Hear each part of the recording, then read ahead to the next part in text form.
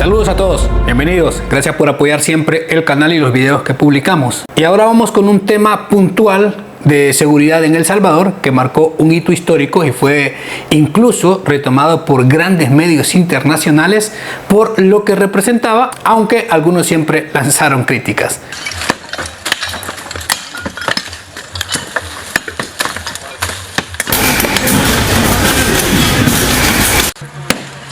¿Están tomando fotos? ¡Ey! ¡Ey!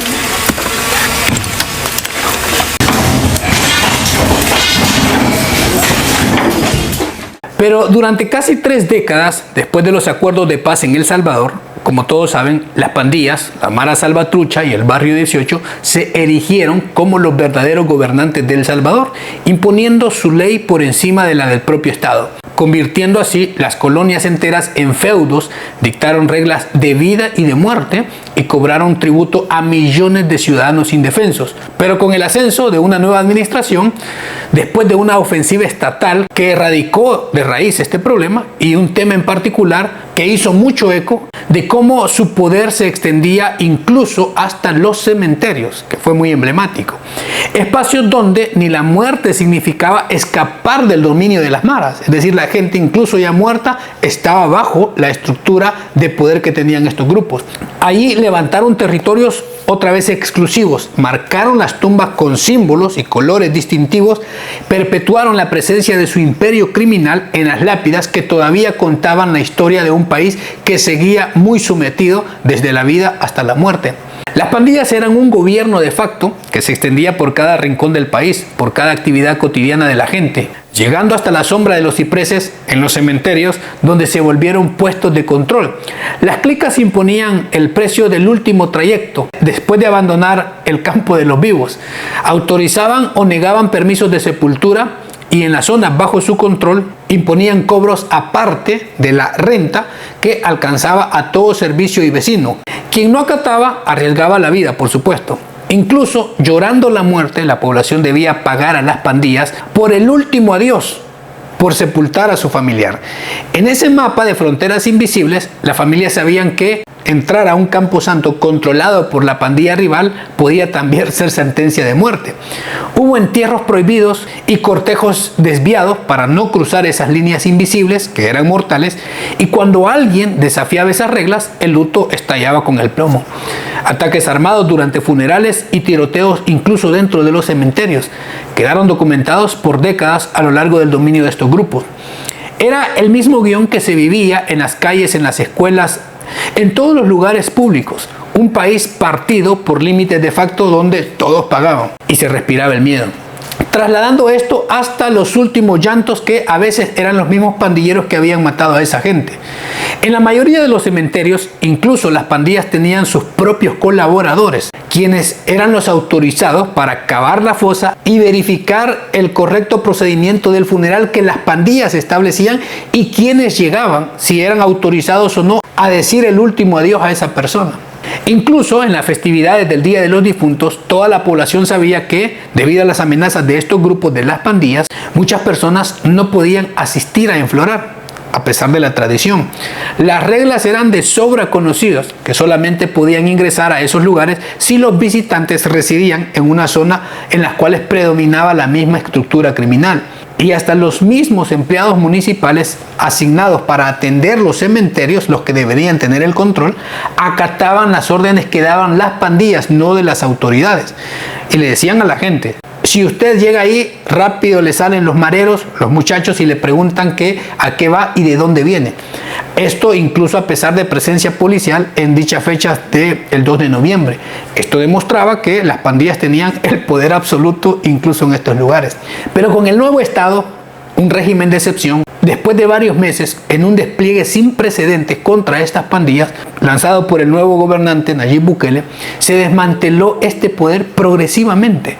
Pero enfocándonos en este tema de los cementerios, llega la orden de borrar a las pandillas para siempre. Y esto alcanzaba hasta las lápidas, los nichos, sus fotos, los símbolos, números, letras. Para noviembre del 2022, en un mensaje difundido por el presidente de la República en una red social, anunció la orden de destruir las lápidas, los mausoleos de los pandilleros que estaban en todos los cementerios del país, porque estos, resaltaban, se podía ver como una especie de altares del crimen en que hacía apología y le rendía homenaje a la vida delictiva que habían tenido estos criminales.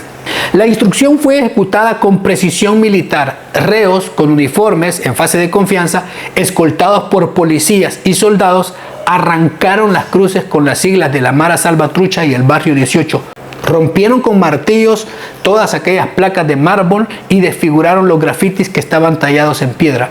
Recuerde que las maras imponían pena capital para cualquiera que tocase incluso un grafiti manchado y pues ni se diga una lápida de uno de sus líderes, que obviamente por eso les hacían una especie de mausoleo. El procedimiento no era solo físico, sino también simbólico, como si se borrara con cincel la firma de un imperio caído. Cada golpe sobre el cemento mandaba un mensaje inequívoco de que la muerte ya no era el refugio ni el monumento para estos criminales. En un país donde las pandillas dominaron hasta el último espacio, el último centímetro de territorio, la demolición de estas tumbas se narró como el cierre de un ciclo oscuro. Tenía mucho peso, mucho simbolismo. La negación de un culto que durante años había convertido el duelo en territorio prohibido.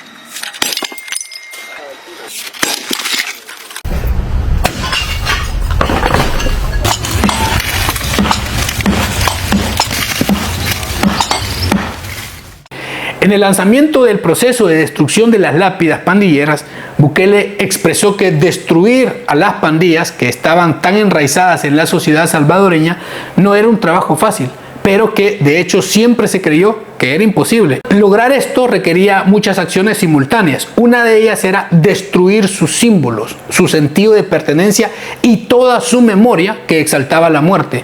Ante esto, algunos idealistas, principalmente de Europa, en la Cumbre de las Américas dijeron que si eso no era algo extremo, que si no era innecesario hacerlo, ya que atentaba no contra el pandillero, el delincuente que estaba enterrado en el lugar con el fallecido, sino con la dignidad de la familia que lo llegaba a visitar.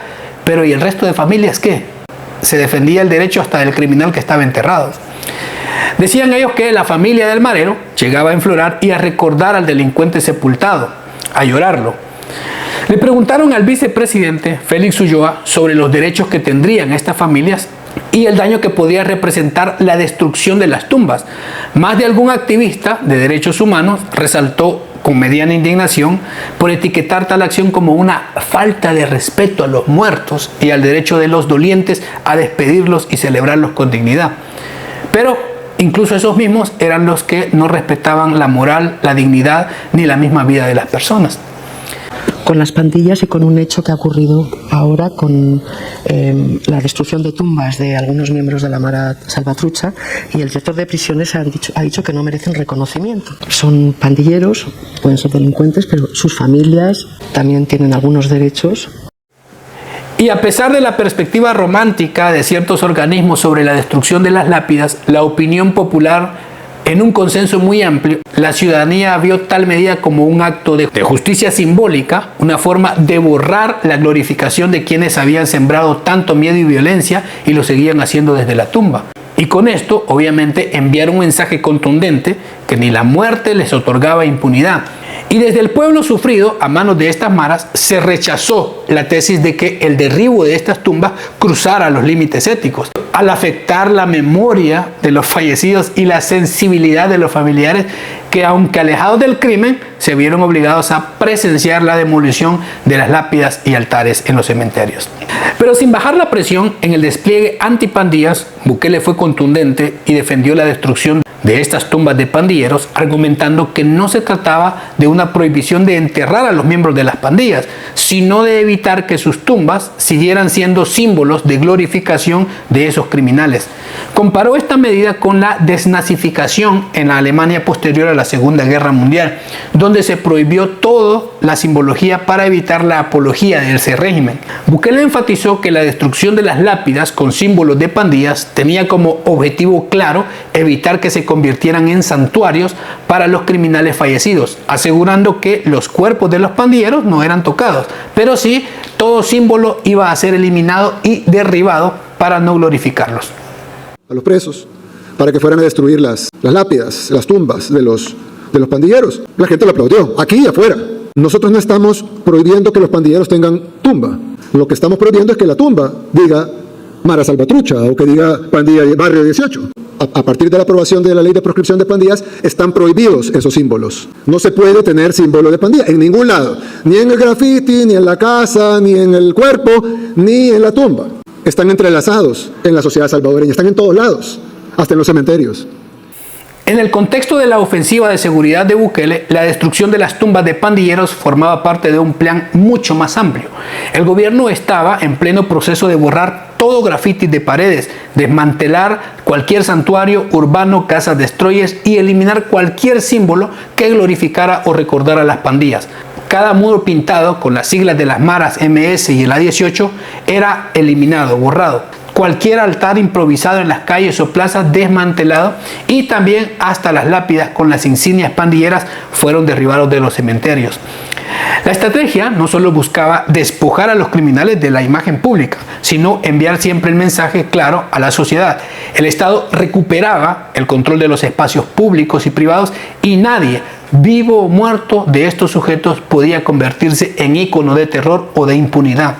Paralelo a estos planes, también se realizaron reformas legales que prohibieron expresamente los grafitis, tatuajes, murales, cualquier símbolo de estas pandillas en los espacios públicos y privados. Incluía las calles, las escuelas y los cementerios. La ley declaró penas severas para quienes fueran encontrados pintando, exhibiendo o manteniendo insignias. La normativa también contemplaba sanciones para propietarios de inmuebles que permitieran la presencia de esos símbolos de pandilla, convirtiéndolo en una responsabilidad colectiva, porque la ciudadanía estaba muy empoderada para denunciar cualquier actividad de las maras. Cada artículo de la reforma se leía como un mensaje inequívoco: el Estado no toleraría más la apología del delito y el castigo sería muy ejemplar, con la intención de erradicar de raíz cualquier glorificación de la violencia en la sociedad salvadoreña, que ya había sufrido mucho. Pasados estos últimos años, las medidas del gobierno mostraron un fuerte efecto. Las calles, plazas, cementerios ya no estaban marcadas por los grafitis y los símbolos que alguna vez infundían terror. Lo que antes era un alfabeto del miedo, letras y números que señalaban territorios y fronteras que dictaban quién podía vivir o quién podía morir, desapareció de la vista de todos, dejando un país más tranquilo, sin sometimientos a la sombra de las pandillas. Los ciudadanos recorren los cementerios sin mirar por encima del hombro, sin temer que una lápida con simbología de las pandillas le dicte el destino o le diga dónde puede enterrar o dónde no puede llegar. La transformación no solo fue física, sino simbólica. La memoria del miedo fue borrada y con ella el poder de las bandas que ejercieron incluso sobre los muertos. Durante décadas, estas pandillas dominaron no solo las calles y los barrios, sino también los cementerios. Transformaron los lugares de descanso eterno en pequeños templos de su poder, donde las lápidas con insignias, fotos, letras, números, que funcionaban como el último trono silencioso para estos delincuentes que aún imponían el miedo. Sin embargo, la ofensiva del gobierno fue muy efectiva. Borró cada rastro de ese dominio, los grafitis, la simbología y las lápidas. Como si se pasara un borrador sobre un lienzo que antes narraba terror, los cementerios recuperaron su función sagrada y la memoria del miedo se desvaneció en el polvo del cemento y la pintura que fue derribado. Hoy, las tumbas que una vez fueron emblema de un poder criminal que parecía imbatible, el privilegio sobre los vivos y los muertos, yacen destruidas. Recordando que ni la muerte les garantiza impunidad, y que la autoridad y la sociedad pueden reconstruir espacios donde antes reinaba solo la sombra y el miedo. En ese silencio restaurado se percibe un país que aprendió a recuperar sus espacios, su dignidad, dejando atrás todos estos símbolos de terror y reafirmando que el miedo impuesto por las pandillas puede ser desmantelado incluso donde parecían eternos. Por fin, pues un gobierno los quebró hasta la tumba, arrasando las lápidas, los altares, demolió sus símbolos y el miedo que sembraban. Se enviaba el mensaje: ni vivos ni muertos podían seguir dictando las reglas para la sociedad ni este país, ni sembrando el miedo. La autoridad recuperó el control de un país que durante años había estado a merced de los caprichos de estos criminales. Las pandillas fueron despojados de su legado, del cual nadie extraña, en cambio todos aplauden su total destrucción. Y ese es un recuento, una explicación y un contexto de lo que pasó en los cementerios de El Salvador. Pero, pues, deje su comentario, cuál es su reacción y qué es lo que conocía de este tema. Muchísimas gracias por apoyar siempre los videos, por dar like y estar suscrito. Gracias por llegar hasta el final. Nos vemos hasta la próxima. Chao.